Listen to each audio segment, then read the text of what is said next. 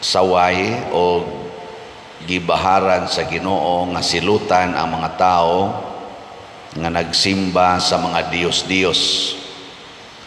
Lingiyay mong tupad inawa ka maghimog Diyos-Diyos. Idolatry ba?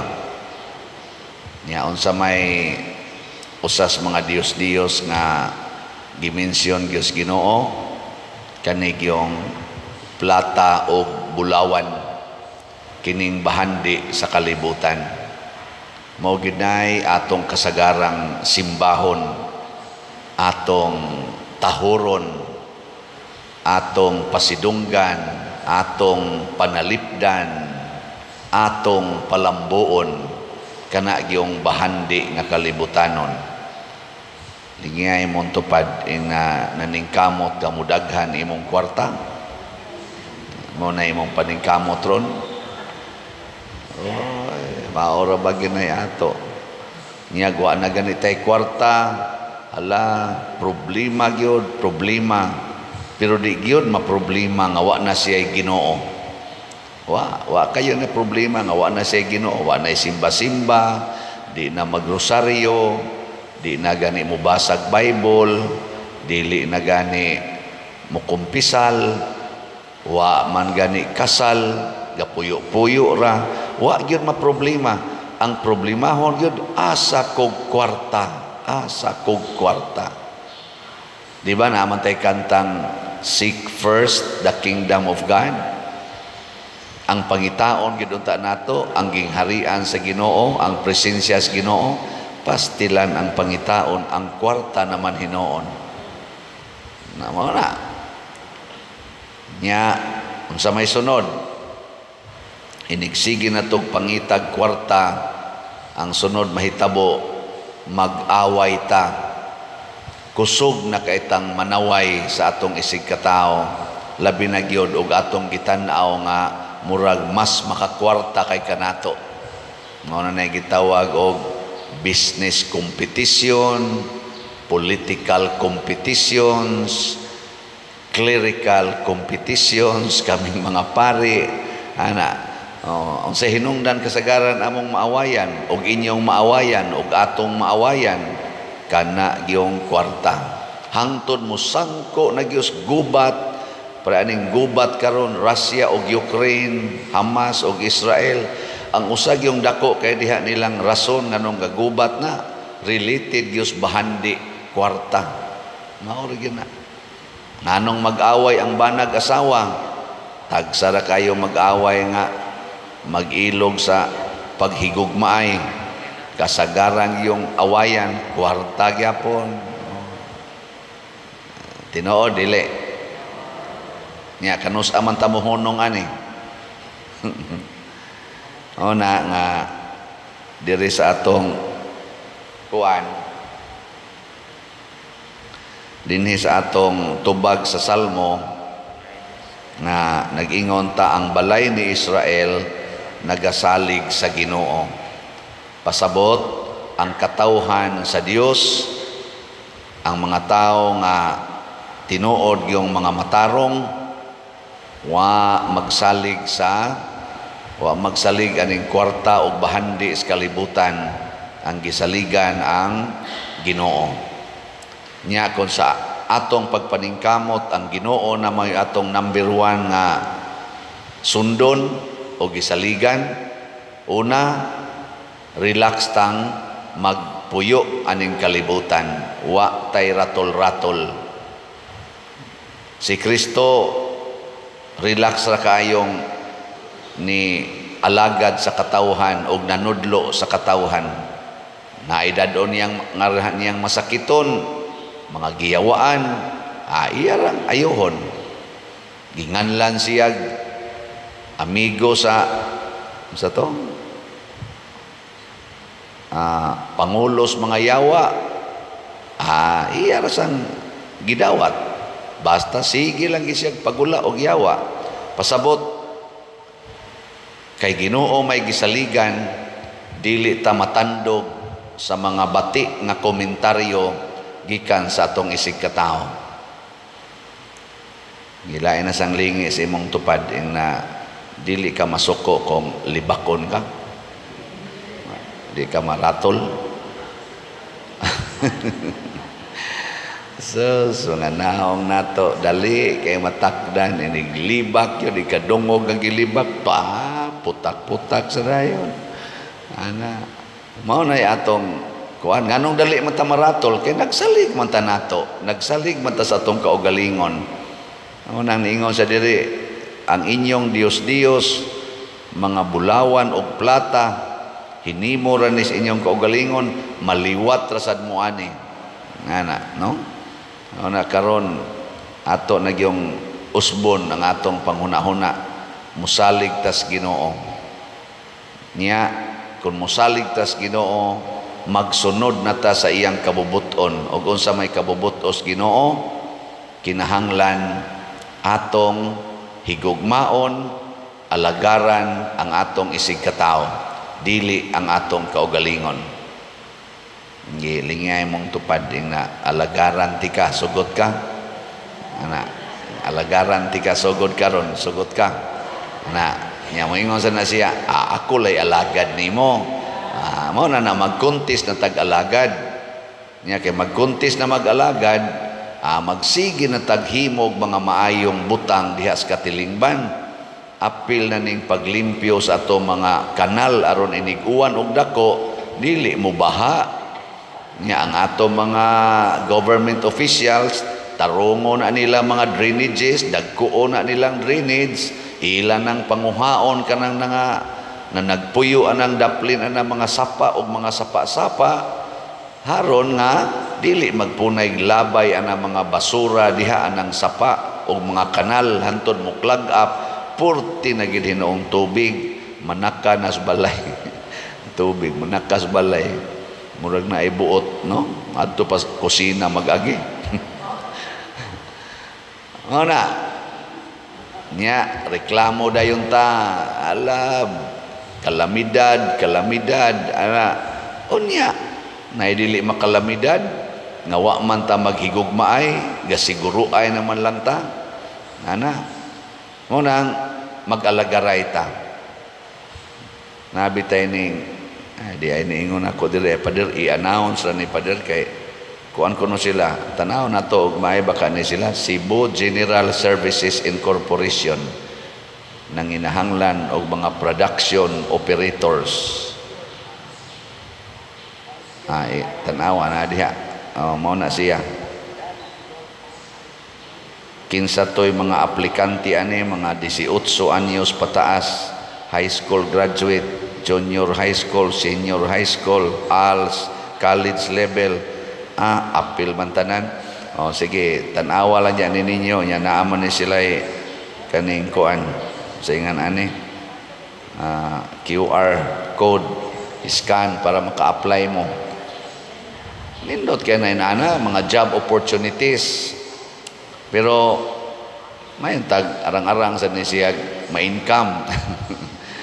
Niya, dili unta business nga makapahimos ra ang employer ang employee magkamang kalisod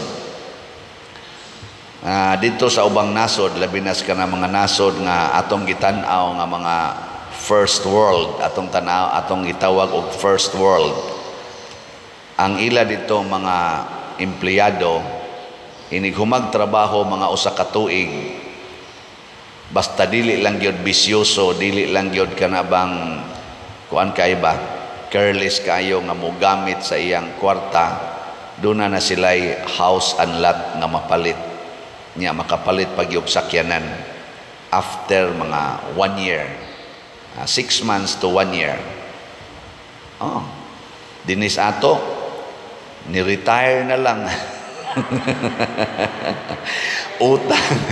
utang lang yapon ang giba hasta ang retirement nga nadawat di papaigo usahay ibayad sa tanang utang kanang naibong yun bitaw ko ang dito sa ubang nasod nga kana mga gitawag lagi na to first world oy ang ila dito mga empleyado bisag kana mga crew lang bisag kana ganing tig trapo-trapo lang anang lamisa Na ikaw galingong sakyan na ano eh. Na nya makakaon sila bisan unsang klasiha sa lamiang pagkaon nga makaon sa mga VIPs nga mga tao. Kaya nga naman maka-afford man ang ilang sweldo. Ana. Diri sa ato aririgitas pungko-pungko no. Onya ipalista pag yun iguman pastilan pungko-pungko pa putos-putos pa ipalista pag yun dito sila makasuot sila ng mga casino area na day mga eat all you can or mga order nga mga mahalon kayo kasuot sila niya mga crew na mga clerk ana o ba na mga janitor ana nanay mga sakyanan na ibalay at least kanang food, clothing, shelter kuang yun na naganing munay minimum requirement nga ihatag sa gobyerno ngadto sa tanang mga tao food, clothing, shelter subo palandongon dinis atong Pilipinas wa kayo'y nagpakabana ana nga kinahanglan ang tanang Filipinos na agyo'y klarong food, clothing, shelter. Nga sunodayon nila dito, education. Ilang mga estudyante dito, labi na college level, naana sila yung mga part-time job, tagaan na sila sa gobyerno. Nya kayong ilang parents, muhatag mo sa nila og support, inig human sa ilang klase, kanang school year, mo bakasyon ang mga estudyante, lain-laing mga nasod pa bakasyonan, ginamit ang katong ilang natigom sa ilang part-time job. Kita din sus, nakalabira na lang, wag yun, kabalik ka, tabok nga tos laing nasod, wag kasuroy, ultimo mag-organize og mga pilgrimage, sus, magpangutkot pas og dili jud ka mga dagkong dato, sus, pari ra gyud makatabok-tabok dayog laing kuan.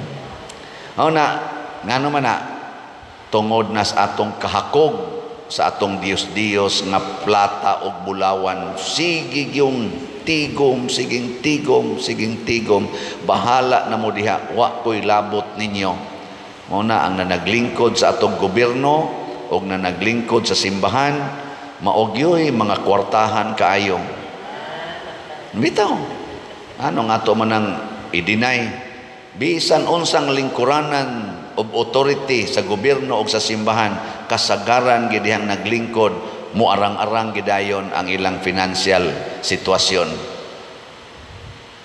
dinhi nas Pilipinas ato lang gining klaro-klarohon ay kunyog tutoke kay naglingkod sa kog authority ni asad nako ang daghang kolekta pero ako nang ipasalig ninyo nga wa ko'y gitigom ako nang gibalik og hatag sa simbahan ngunang makita ninyo dinhis ato nga naagyoy mapahimuslan natong arang-arang nga mga facilities nakatagamtam ang dili lang jutay kung dili daghan nga mga nanginahanglan mailhan sa na nimo mga nindot nga mga government officials ug asa na sila ma-assign nga departamento ug authority munindot gyud na ang ilang departamento unya ang ila sa mga tawo nga giatiman muluag-luag gyud ang gibati makaginhawa pero kaning mga corrupt kaning kwarta gyud gihuna-huna ay sus murag giloo koy murag gikumot sa agila ang liog sa mga ilang mga taong giatiman pangutan aning ato dinhing mga staff pangutan mura ba sila gilook oy nisinaw ang mga naong nanagko ang mga tiyan pangutan ani na nag-serve sa atong simbahan tanawa pangutan na naon nato just mas una pang makakaon sa gi-offer kaysa pari nga gi-operan usahay makapangutana na lang kung unsay lami atong akong gidawat nga offer kay wa naman diha putos na malay nahibilin ana lagi serve na diha good i-serve lang pasabot maghigugmaay ta. Muna diri sa atong ebanghelyo, si Kristo bisag kinsay mo duol niyang nanginahanglan iyag yung tabangan kay naaman siya'y abundance of power of God. Kita sang tanan na asatay abundance of the power of God. Dili ta basta-basta kay mga anak tas Ginoo. Ang kuwang lang nato no nga dili unta ta magpailad sa yawa. Nga sigihan tag ingon nga kani gyud simbaha, kaning bahandi mo'y simbaha. Unsa itong simbahon? Ang Ginoo. Ug unsa may itudlo sa Ginoo, ipaambit ang bahandi. Ako bitaw karon naka-resolve gyud ko nga ako ning balik-balikon kay sige man kog baligya aning slots. Ako na lang sa ning balik-balikon nga unsaon ninyo pagpadala og kwarta nga online nganhi sa atong simbahan. Okay lang ang actual mong muhatod dinhi sa inyong donation, pero online gani kanang kwarta padala, bank to bank, GCash, ayaw kay mo kumpiyansa kay imbis ang ato mga kaigsuonang naminaw nato nga mutabang sa pagsangyaw sa maing balita, mag-scammer naman hinoon. Ilad-ilaro naman ang ato isig katao, gamiton akongan, gamiton ang akong naong, gamiton ang akong misa aron maka pangilad sa uban. Okay lang nang nag-vlog nato nga ibutang tas TikTok, i-reels ang atong at kining atong wali. Okay kay nastanan kay that is preaching man, nitabang man sila preaching. Nayuban diha dagko na gani kayo mga tingali na income kay daghan naman kay mga viewers. Lipay kay ko ana, pero naagi uban mohimo gyud og mga binuang mangayo og donation kunuhay nga ako mo'y nangayo, pero lain nga GCash account, lain nga bank account, lain nga contact persons ang ihatag. Just recently diha na say nitawag nga ni anay na say nangayo nako, pero wala man sangan. May gani kay nagmonitor na moron. Muna moingon ko ninyo, sunda gid ning atong ang first step gyud nga inyong buhaton, pangitaa ang atong official platform, YouTube o Facebook. Ang atong official YouTube account kaning Padre Siano Ubod niya ang iya ng atong subscriber usa na sa inyong tan-awon. Dili lang akong naong, dili lang ang color ang subscriber. 195,000 na as of today mantingali. Unya diha dapita inigbisa kanang online mass during offertory song o final song, panahon anang misa nga atong gi-upload, i-flash na namo diha ang official contact persons, contact numbers, and account numbers. Mausad na dito sa atong Facebook page, ang official kay San Vicente Ferrer Paris Liloan. Nya tanawa ang whole mass kanang tibuok nga misa aron nga tanaw nimo dito, i-flash gyapon nato, screenshot ra na ninyo, mo na inyong sundon. Dili masaag ang inyong idonate nganhi nato. Ang nakaapan sagod sa uban, daghan kay nakaila nako sa tingog. Tingog ba kay manglaba, magsigig paminaw sa misa, magsigig paminaw sa wali. Di sila kakita, naa man din na dihang account number, di ay naa man din na diha ang contact persons, kay maminaw raman. Tanaw sad mo. Tanaw-tanawa. Muna, ako lang ning gisulti, paglikay aning mga taong mga mapahimuslanon. Gitawag ni nato og kuan ba, pagbuntog sa sala o pagtabang nga kining mga makasasala nga hangol kay kwarta, mangilad na lang yun para makakwarta ato sang matabangan nga dili na kay sila makabuhat sa maong mga yawanon nga buhat. Apil na sad ang paghigugma ay si Kristo na higugma sa iyang mga kaaway. Ang nanaway niya, iyang gihigugma, iyang gitabangan. Ang nagdaig sa niya, iyang gihigugma, iyang gitabagan. Kita sad, tanan yung tao ato yung higugmaon. Kita niya may din mga mangingilad kay tanan, sige mo nagbalik-balik, ato lang sang higugmaon gyapon. Sige, last na lang alingi sa imong tupad. Ing na din agid ta mangaway ha. Ing na din agid ta mangaway. Ay nagyog pangaway. Maron tinuod na gitang balay ni Israel or balay katawhan sa Dios.